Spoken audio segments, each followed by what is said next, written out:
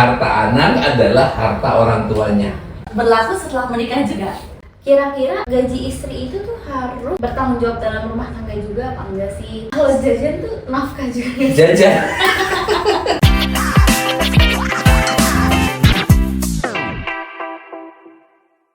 Assalamualaikum. Hai, Welcome to obrolan abu-abu. Jadi hari ini kita bakal ngebahas soal nikah muda atau nikah muda. Wah, episode perdana nih. Tapi bentar dulu, Hmm. kita harus ngasih tahu nih ke teman-teman obrolan abu-abu tuh apa sih? Obrolan bermakna, obrolan bermanfaat untuk kita semuanya. Yeay! Dan sebenarnya obrolan abu-abu itu tuh juga ngedeskripsiin pertanyaan apa aja tuh bisa ditanyakan ya. Siap. Pertanyaan yang sekiranya bener nggak ya, terus di anak muda sekarang tuh fenomena yang terjadi tuh ini emang harusnya gini ya, karena banyak banget tahu Pertanyaan-pertanyaan dari Iya. Gen Z seperti kita ini. Kok aku nggak tahu ya? Kok aku baru tahu ya? Bener. Kok aku baru tahu itu sering terjadi ya? Iya, itu sering banget. kalau kata anak muda relate banget, relate. Ini gue banget itu. Iya. Yang belum tahu makanya ikutin kita terus ya. Di Bener. apa tadi? Di obrolan abu-abu channel Nano Bank Syariah ya. Jangan lupa nanti di subscribe. Tapi sebelumnya kita perkenalan dulu dong. Bener Oke. juga. Ini juga belum tuh. Lupa Dari yang nih. paling tinggi Oke, dulu. kenalin. Aku Syifa. Hai, aku Sofi. Aku Riza. Kan sebagai aku ibu baru nih, istri baru menikah. Ya. Baru punya anak juga masih kecil. Oke. Nah, aku pengen nanya nih gimana sih kira-kira, kan aku nih pekerja, suami Pekerja. juga pekerja. Dua-duanya pekerja berarti ya? Iya, dua-duanya pekerja. Kira-kira gaji istri itu tuh harus ikut bertanggung jawab dalam rumah tangga juga apa enggak sih? Maksudnya harus ikut adil membantu keuangan rumah tangga atau maksudnya bisa buat disimpan buat istrinya aja gitu kan? Iya, Itu iya, poinnya, iya, iya. maksudnya yang terakhir itu. Oke. Jadi ini ada suami istri. Mm-mm. Dua-duanya bekerja. Iya. Dua-duanya masih muda. Iya. Ini benar. uang istri, uang suami atau uangnya sama semuanya? Enak sih uang suami, uang Oke. istri, uang istri. Iya. Oke. Jadi perspektif pertama, perspektif norma Islami. Iya. Jadi yang bertanggung jawab memberi nafkah dan pakaian. Mm-mm. Jadi itu apa namanya? Teksnya itu begitu. Hmm. Nafkah dan pakaian adalah suami. Oke. Suami. Jadi penghasilan suami memang diwajibkan untuk menafkahi Oke. sandang ini sandang Sandang tuh pakaian. ya, dan pangan. Oh, pangan makan. Makan. Nah, kalau istri tidak ada kewajiban. Oke. Tetapi kalau seandainya istri kepengen membantu itu boleh. Oke. Boleh. Tapi itu jatuhnya hukumnya apa tuh? Iya. Hukumnya yang pertama ya. Bisa jadi menjadi wajib kalau memang suaminya tidak ada penghasilan. Oke. Kan untuk mempertahankan keluarga. Oh iya. Tapi menjadi sunnah kalau memang suaminya sudah mampu. Jadi tergantung. Tapi yang paling tepat adalah suami bertanggung jawab menafkahi sandang dan pangan. Papan kalau rumah jika mampu nanti itu adalah suami. Jadi istri kalau mau membantu statusnya sebagai infak saja. Jadi halo ibu bekerja. Jadi uang ibu bekerja apakah wajib? Sunnah. Boleh ya berarti? Boleh disarankan tergantung kesepakatan berdua. Boleh nggak uangnya istri aku simpan sendiri? Boleh. Boleh untuk istrinya, untuk keperluan istrinya boleh. Iya, boleh. Tapi istri bekerja berdasarkan izin siapa? Suami. Nah, di saat izin itulah kemudian harus ada kesepakatan yang disepakati berdua. Oke. Abang, ayah, abi, yang aku boleh kerja nggak? Oh boleh. Penghasilan kamu tetap. Penghasilan aku boleh. Yang paling penting adalah kesepahaman dan kesepakatan. Jadi begitu. Itu iya berarti. Ini anak berarti anak tanggung jawab siapa ini? Nah, itu berarti suami kan? Suami, betul. Iya. Kalau anak tuh tanggung jawabnya apa aja juga Ustaz? Maksudnya kalau istri kan berarti nafkah yang pangan, terus Pakaian. segala macam. Kalau anak tuh tanggung jawabnya apa? Kalau maksudnya adalah bagaimana anak mendapatkan haknya dari orang tuanya. Ya pasti yang pertama pasti anak harus mendapatkan hak yang aman ya. Artinya satu, wajib kita nafkahi dari segi makanan. Yang kedua pakaian. Yang ketiga yang tidak kalah penting adalah pendidikan. Ya, benar, itu paling penting. Nah, kalau yang lain-lain apa aja misalnya? Agama itu yang paling penting. Paling penting. Paling penting. Terus apa lagi? Biar ibu-ibu muda yang di luar sana itu tetap ngikutin. Aku juga posisi sama loh, kan? Iya. Aku juga baru punya anak loh. Gimana itu? Aku nggak bekerja, aku duitnya dari mana? Dari suami. Dari suaminya. Makanya kemudian disitulah diperlukan seorang suami yang bertanggung jawab dan mempunyai kemampuan melihat kebutuhan keluarganya.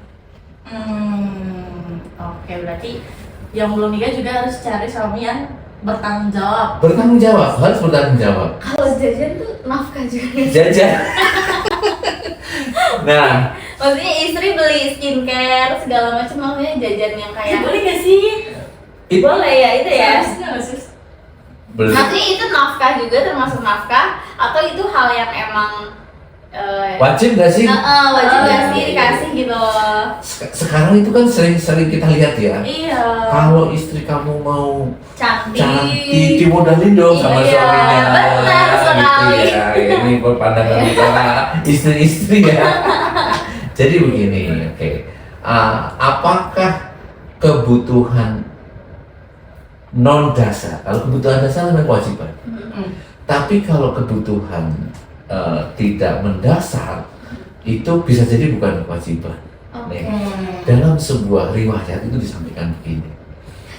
Kalau suaminya itu mampu, dia memberi nafkah istrinya itu 2 mud. 1 mud itu adalah 1 ukuran makan yang dianggap sekali makan itu cukup untuk sehari. Tapi kalau suaminya tidak punya kemampuan, Ya. berarti cukup 1 mud. 1 mud itu katakanlah kalau bahasa kita ya, 1 ukuran cukup makan untuk sehari 3 kali misalnya. Oke. Tapi kalau suaminya tidak terlalu mampu dan tidak tidak mampu, misalnya tengah-tengah, cukup 1,5. Artinya begini. Kalau memang suaminya tidak mampu, ya jangan menuntut skincare, healing halan-halan, jangan ngopi-ngopi, nongki-nongki, ya jangan. Tapi kalau memang suaminya mampu, kemudian boleh, kemudian kita minta sebagai cara kita untuk tetap segar sampingan juga loh ya. Ibu-ibu kan mungkin karena udah seharian ngurusin anak, seminggu ngurusin sekolahnya, sebulan ngurusin rumah tangga, boleh dong kita mau cantik, kita mau jalan-jalan. Tapi kalau mampu. Masih berhubungan dengan gaji, Ustaz. Kan kalau suami tuh wajib ngasih istri. Ya. Kalau misalnya nih ngasih ibunya. Ibunya siapa ini? Ibunya Suami. Ibunya suami. Banyak juga. Iya, itu awal dari cekcok biasanya. Jadi POV-nya istri ini sekarang ya. Iya. POV istri ini. Aku nggak dikasih. Mertua gue yang dikasih, gitu ya? Lebih ke juga ini Ustaz. Kebutuhan kita aja belum terpenuhi gitu kan. Jadi gini, ini memang klasik banget ya. Iya, ini klasik sering banget. Seorang istri dengan ibu mertuanya. Benar. Masya Allah ya. Jadi yang pertama begini. Kalau kita menggunakan perspektif antara suami istri tidak akan ketemu. Iya. Karena sebagai istri ya, perasaannya gini. Yang ini aja belum, yang ini masih kurang. Iya. Kok udah dikasih ke sono ya? Tapi nggak bilang-bilang gitu. Iya. Mana taunya belakangan. Iya, minta maaf doang. Nah, kalau pakai perspektif masing-masing tidak akan ketemu. Suami misalnya, lah ini kan urusan saya misalnya. Iya. Nggak boleh begitu juga kan namanya istri. Iya, benar. Oke, jadi begini kuncinya nih. Sekali lagi, kalau pakai asumsi sendiri-sendiri tidak akan ketemu. Iya. Harus pakai asumsi berdua. Sebelum asumsi berdua, kita pakai patokan agama kita. Oke. Ah. Patokannya itu gimana? Jadi patokannya begini. Iya. Pertama, ya, seorang laki-laki atau kita semuanya lah ya, seorang laki-laki itu harta anak adalah harta orang tuanya. Ingat. Kalau Oke, seorang baru denger ya. Tahu. Tapi itu berlaku setelah menikah juga. Iya. Saya belum selesai. Oh, iya. Itu juga agak Iya, ambigu. kan? Iya. Jadi gini. Harta anak adalah harta orang tua. Dalam sebuah hadis itu disebutkan bahwa anta wa maluka liwalidayka. Jadi kamu, hai anak laki-laki, kamu dengan hartamu itu milik orang tua kamu. Itu yang pertama. Yang kedua, laki-laki itu memang masih bertanggung jawab kepada saudara perempuannya dan ibunya. Jadi mereka punya tanggung jawab terhadap saudara perempuannya dan ibunya. Dengan catatan fakir, miskin atau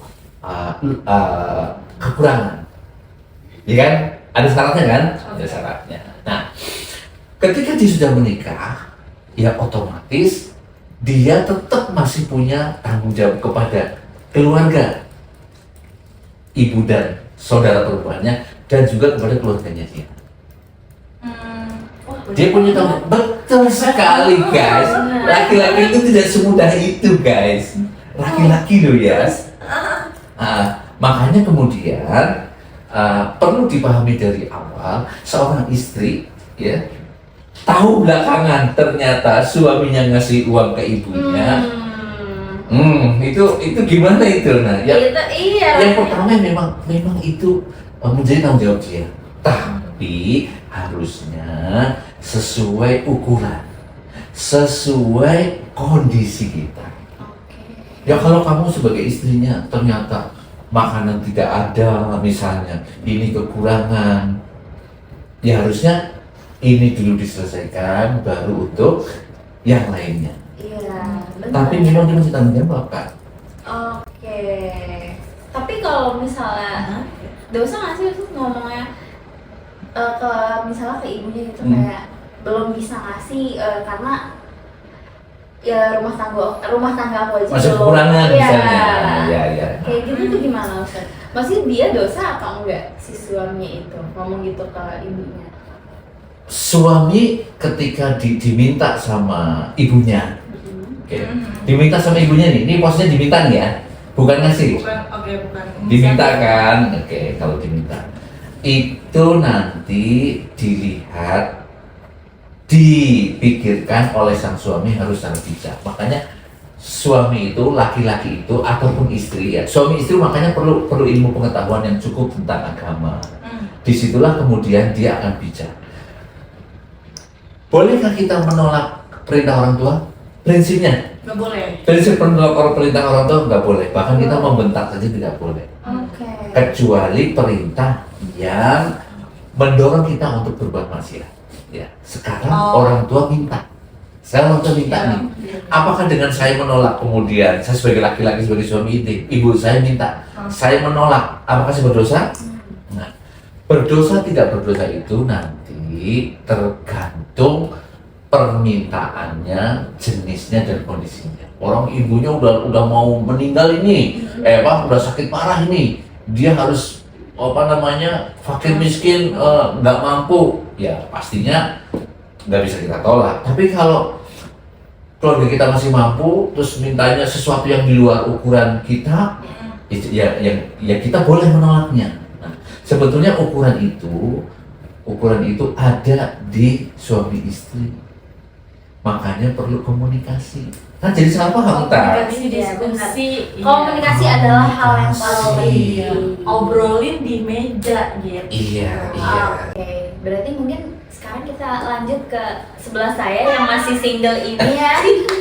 Gimana nih kira-kira Iya. pandangannya? Iya, aku tuh bang ngelihat sosial media sekarang tuh banyak banget kayak isu perselingkuhan lah, KDRT, terus belum lagi orang-orang yang teman-temanku yang udah nikah tuh kayak ternyata nikah tuh berat banget loh, Cip gitu. Iya. Terus aku yang belum nikah tuh jadi kayak seberat itukah, Iya. semenakutkan itukah, atau gimana gitu. Aku tuh ngerasa kayak kayaknya aku kurang banget sama ilmu, jadi aku bener-bener ngelihat pernikahan tuh bukan suatu kayak harus dijalanin, tapi kok jadi serem ya gitu. Jadi ada Jadi rasa ketakutan. jadi kayak gimana sih kita tuh milih jodoh atau ketemu jodoh gitu lah. Yes. Oke, jadi begini. Persiapannya sebenarnya hanya ada dua.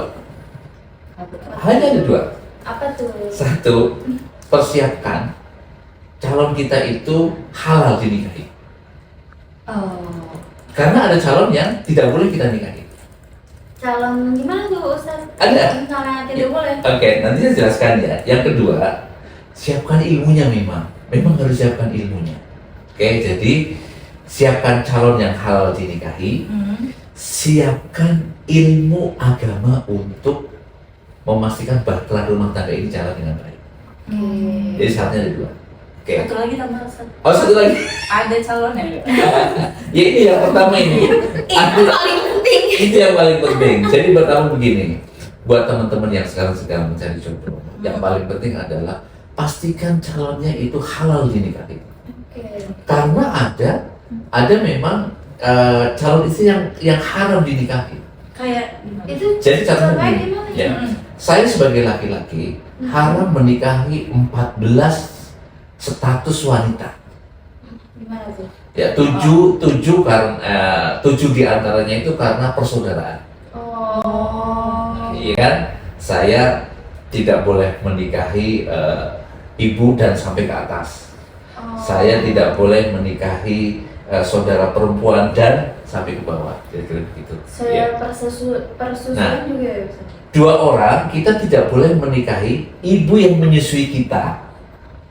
Saya dan saya juga tidak boleh menikahi saudara sepersusuan saya. Oh, kayak Jadi kalau ibu menyusui, Jangan asal ngasih ya. yes, harus jelas. Iya benar. Jadi dikasih ke siapa? Jadi nanti biar saya tahu. Oke. Misalnya kalau aku ada nih ngasih ke aku punya ngasih misalnya lumayan, Iya. aku ngasih ke yang membutuhkan kan. Iya. Anakku cowok, anak dia cowok, itu kan nggak apa-apa nih. Nggak apa-apa. Tapi misalnya adiknya itu keikut Nggak ikut. Oh, nggak Asal nggak ikut. menyusui ya. Asal nggak ikut menyusui ya. Oke. Jadi pastikan calonnya itu, pastikan dulu kalau mau menikah calon laki-lakinya adalah yang halal saya nikahi. Berarti harus tahu tuh Harus tahu. orangnya gimana. Itulah gunanya kita memastikan dia keturunan siapa, nasabnya. Oke. Bibit-bibit tuh. Iya, harus ketahuan. Wah, Dan bagus. Iya. jadi harus tahu, jangan seperti maksud gini. Yang saya cuma tahu calonnya saja, saya tidak tahu keluarganya, saya tidak tahu siapa bapak. serem juga ini kayak gitu. Oh Iya, iya, harus tahu. benar. Iya. Jangan sampai kita menikahi jangan sampai kita menikahi calon pasangan yang memang haram dinikahi. Itu yang pertama. Pantesan orang tua aku tuh pernah bilang Ustaz kayak kalau misalnya kita bersaudara tuh harus terus saling bersilaturahmi biar tahu dia siapa. Yes, betul. Oke. Yang kedua, memang harus disiapkan ilmunya, Kak. Memang harus disiapkan ilmunya. Nah, salah satunya kita hari ini, ya. Salah satunya kita hari ini ilmu yang pertama terkait dengan ilmu sabar. Oh. Nah, ini. Oh. Nah, Luas, itu udah nggak sabar gimana tuh? ya karena Melatihnya. iya. Karena gini, ilmu sabar itu patokannya tetap dengan agama kita. Ya. Agama kita tuh ada batasannya. Sabar itu maksudnya adalah kita tidak melewati batas yang sudah ditetapkan agama kita. Oh. Iya dong. Iya. Ini boleh, Ini nggak boleh. ini nggak boleh. Udah kan udah clear. Iya. Jadi ilmu boleh nggak boleh itu terkait dengan sabar. Ingat Harus kita. tahu. Ya. Harus tahu. Iya, benar. Mana yang boleh saya lakukan kepada pasangan saya, mana yang tidak boleh. Gitu Cipu.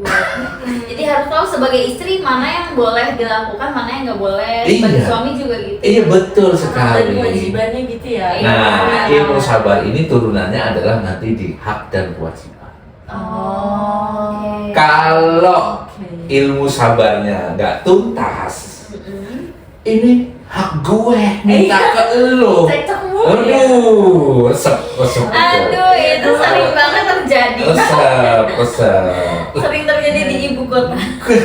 Gue kan perlu pergi, perlu istirahat, perlu jalan-jalan misalnya. Nah, jadi sekarang.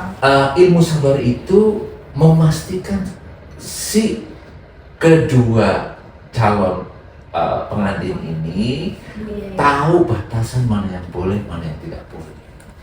Karena kalau kita pakai batasan ukuran kita sebagai manusia, tidak akan pernah ada batasnya. Iya sih. Iya, benar. Ini kali ini posisinya udah merasakan ini Iya. ya. Aku relate sekali. Iya ya. Jadi tenang saja. Jadi tenang saja. Pertama pastikan calonnya itu ada hal yang dinikahi, ya kan? Ya. Yang kedua, ilmu sahabatnya kita itu menyeluruh terkait dengan hak dan kewajiban. Kalau ini sudah ada hal-hal yang ditakuti itu, insya Allah itu tidak akan terjadi karena kita sudah tahu batasan. Oke. Mudah.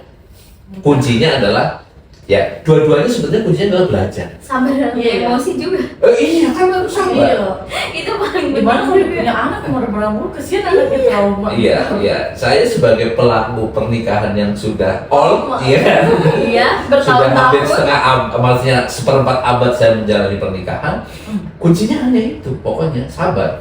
Saya tahu batasan saya tahu istri saya juga tahu batasan dia. Jadi ketika ada apa-apa, udah aku ngerem sini.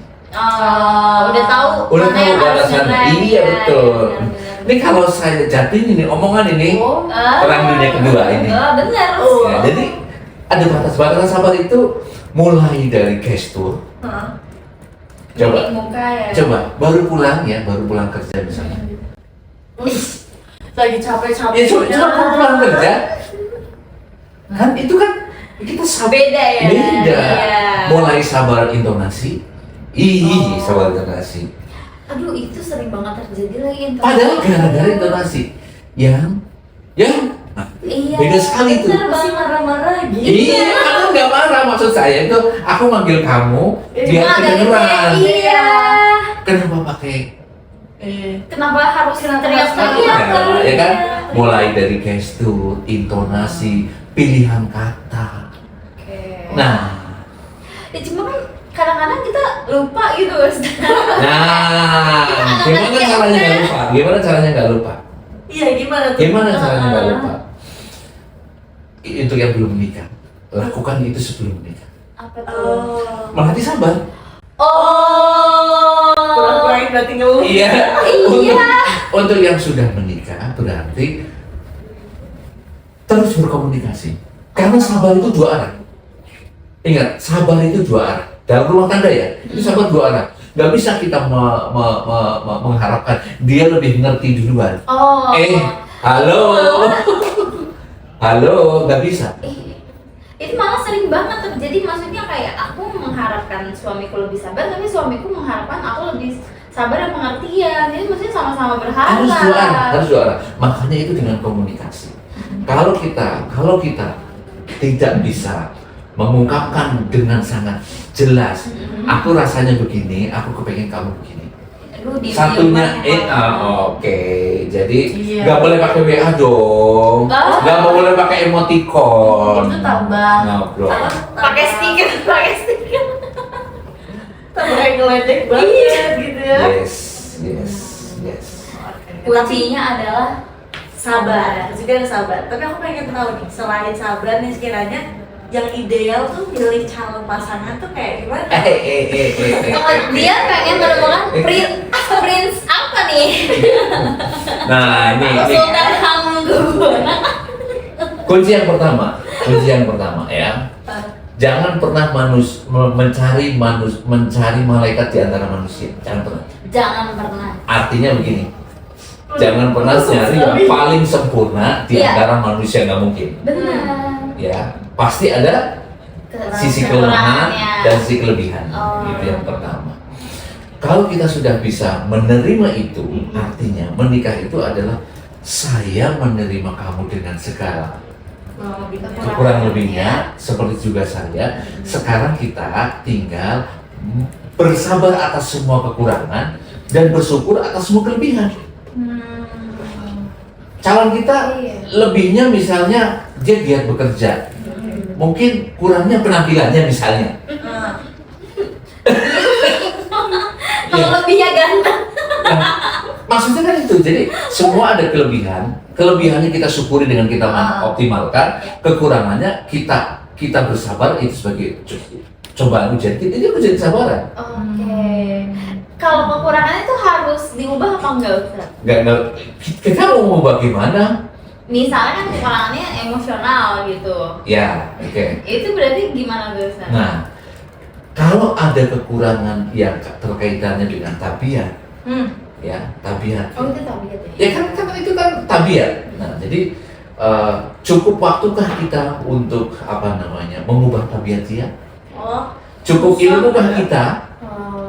Iya. Nah, langkah pertama berumah tangga adalah mensyukuri kelebihannya, bersabar atas kekurangannya. Itu kunci yang kedua. Tadi yang pertama apa? Jangan pernah nyari yang sempurna. Kedua, bersyukur atas kelebihannya, bersabar atas kekurangannya. Mungkin gajinya kecil gitu, tapi tampan sekali misalnya. Nggak bisa itu. Hiburan tiap hari itu. Ya. Kan misalnya maunya tampan sekali, penghasilannya besar sekali. Jadi kan kalau misalnya kita, aduh enak banget nih gak punya duit jajan, pas ngeliat mukanya ya udah deh nggak apa-apa. Alhamdulillah ya Allah. Ya kan mungkin orangnya tampan sekali tapi emosional. Orangnya biasa saja tapi sabar sekali. Nah, kita kan nggak bisa mencari yang aku maunya yang sempurna lah. Kita sendiri juga tidak sempurna. Iya. Betul. Yang ketiga pastinya mari kita lihat dari perspektif agama. Oke. Tapi yang paling penting ya. Iya, ketiga yang paling penting. Iya lah, gimana sih? Pakai Ya. tanya. Iya kan? Ya, tapi yang perlu dipahami ketika kita bicara agama adalah kesetaraan pemahaman agama keduanya. Nah, berarti balik lagi tadi ya. Ilmu. Iya. Tapi gimana caranya kita kayak ini udah lumayan setara nih agamanya sama kita. Itu kita bisa cek nggak sih, Ustaz? Nah, cara menyetarakannya adalah ya tidak dengan jadi cara menyetarakannya adalah yang paling mudah adalah ketika kita berkunjung ke rumahnya, ketika kita bareng-bareng pergi dengan keluarganya, itu apakah aktivitas ibadahnya terjaga atau tidak? Itu seminimal-minimal gitu ya. Iya dong. Iya. Bagaimana kita diingatkan? Misalnya kita pergi nih sama keluarganya, ya bagaimana kita diingatkan waktu sholat saja, waktu sholat, terus menjaga makanan, kan makanan kan ada halal haram ya. Maksudnya ketika beli-beli dari sisi aktivitas menjaga waktu sholat aja. Jadi, tapi si calonnya, si perempuannya juga menjaga waktu sholat atau tidak? Belum menjaga waktu sholat apa enggak? Menjaga masalah makan atau tidak? Dan yang paling penting sebetulnya menjaga tetap berislam. Jadi tetap berislam Itu penting sekali. Maksudnya adalah adakah aktivitas-aktivitas yang maksudnya sangat dilarang dalam Islam, misalnya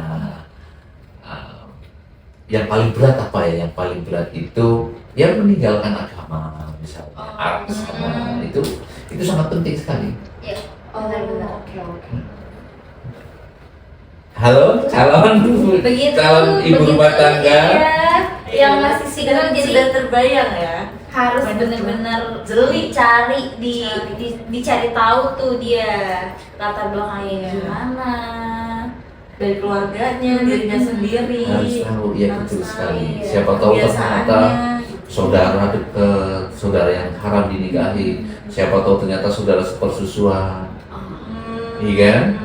Nah, Nah itu tuh Iya sih. yang harus dihindari, jangan sampai terjadi. yes. Betul. Oke deh. Oke. Mungkin Sudah cukup terbuka ya Kak? Iya. Sama kayak gini. tentang pandangan kita nih tentang nikah muda. Ibu versus muda. nikah muda. Calon ibu muda. Ibu muda. Aduh, amin deh. Apa Bu? Kita buka kali ya pertanyaan. Sebenarnya masih banyak banget yang mau kita bahas nih teman-teman. Iya, benar banget.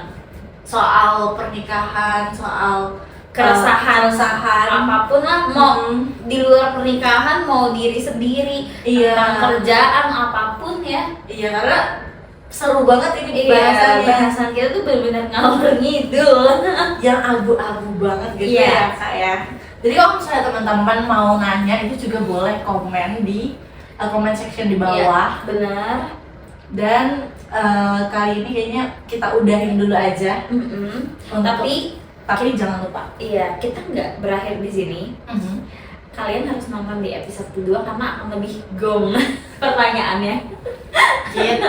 Oh, udah lanjut. Oke, bye-bye. Kalau minta mahar yang begitu besar, kalau dalam pandangan Islam itu seperti apa? Gimana sih biar kita ngerasa cukup gitu lah apa yang dikasih dari suami kita, nafkahnya. Apa cowok doang yang misalnya yang bayar untuk menikah semuanya atau gimana gitu?